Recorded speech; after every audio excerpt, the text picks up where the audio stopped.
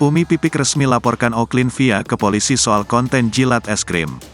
Umi Pipik ikut merasa kecewa atas konten jilat es krim dilakukan oleh selebgram Oklin-Via.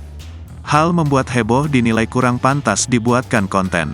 Buntut konten jilat es krim, selebgram Oklin-Via kembali dilaporkan ke polisi.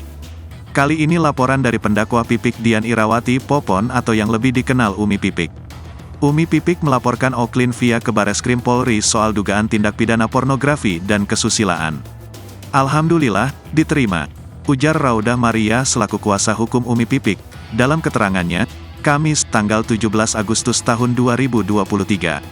Kliennya, kata Raudah, melaporkan Oklin atas dasar sebagai perwakilan masyarakat, terutama umat muslim.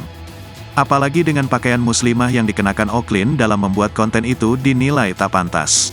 Umi Pipik ini selaku perwakilannya dari masyarakat khususnya umat muslim, khususnya juga muslimah banyak yang mengadu, ucap dia.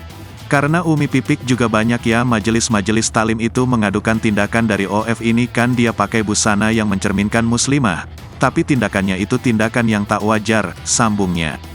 Ia mengatakan, sejumlah barang bukti dibawa dalam pelaporan tersebut, seperti tangkapan layar serta video konten Oklin-Via. Sementara dari pihak OF sudah take down video tersebut, kata dia.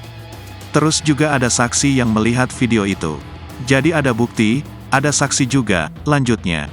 Oklin-Via diduga melanggar pasal 27 ayat 1 Undang-Undang Informasi dan Transaksi Elektronik, ITE.